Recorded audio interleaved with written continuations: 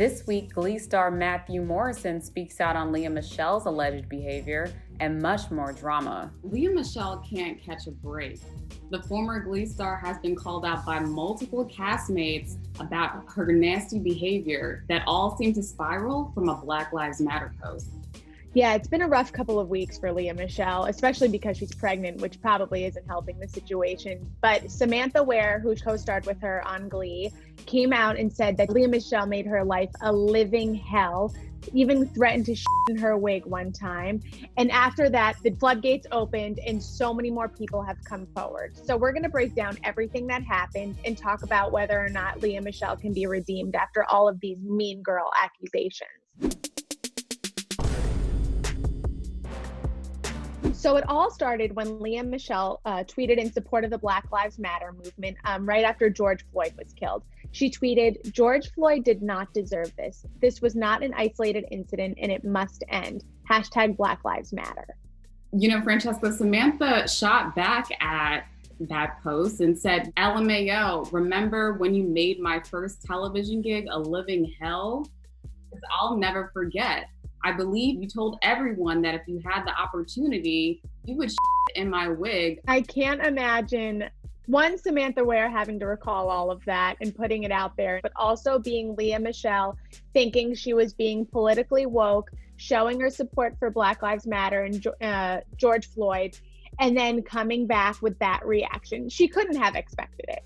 There's just no way. And to have just a pass of that behavior and think no one's going to call you out on it is privilege in itself. So Kayla, all of this has opened the doors for other people to come forward and accuse her of bad behavior, mean girl behavior, including Amber Riley, who at first responded to the tweets with that, sips tea gif, and then later spoke out on a podcast and said that she wasn't calling Lea Michele racist. She was just saying that her behavior was poor.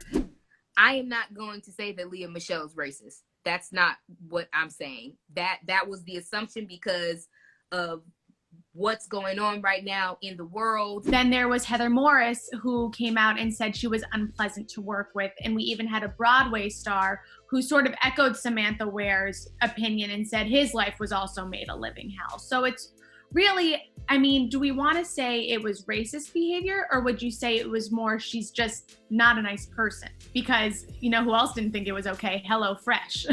Her sponsorship with HelloFresh was terminated immediately.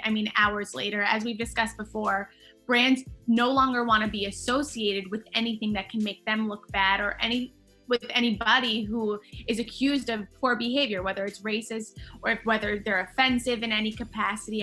They cut ties basically immediately, and now she's meal kitless.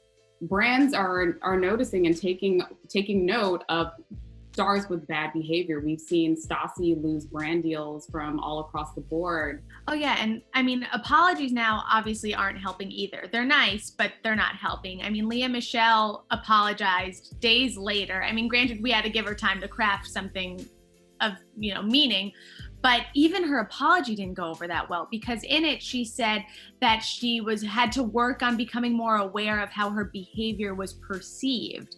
And Samantha Ware just saw right through that and was like, absolutely not. Can you tell me about her reaction? So Samantha Ware responded and said, perceived, open your purse. And what she was alluding to was, you're apologizing, but put your money where your mouth is. If you want to speak up for this, give to a nonprofit organization. Do more in this community that you're actually speaking out about, and don't just talk the talk, but walk the walk. Like you said, put your money where your mouth is and actually affect change in some capacity. She did have one defender, however, at least from the Glee world. Iqbal Theba, who played Principal Figgins on the show, came out and said that he did not find her racist. She wasn't racist, and he even enjoyed working with her and even gave her kudos for apologizing to those who may not have had a pleasant experience. So she did have, one defender there at least.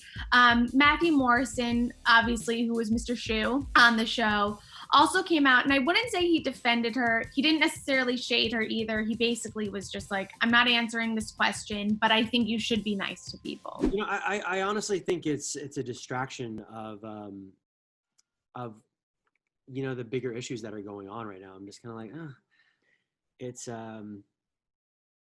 yeah, going back to what I was saying, you know, it's just, you want to be a good, pleasant person to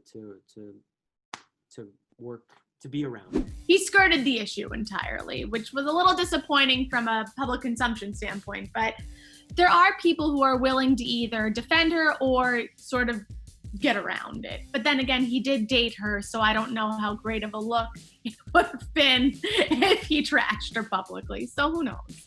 He wants to keep that door open, you know. Lea Michele, when she issued her apology, people also pointed out the fact that she was pregnant. And just like Stassi also apologized and kind of noted that she was pregnant. But do we need to take into this account when people also need to own up for what they did? You know, I don't think that we're singling out their child. And I think we should be able to separate that. And we're not calling out their baby. We're calling out the person carrying the baby. Right, and I think if someone is doing something like this and they happen to say, or we know that they're pregnant, I feel like it changes their character a little bit, softens them up. Like, no, I wouldn't do this. I'm carrying a child. Yeah, no, you're just pregnant.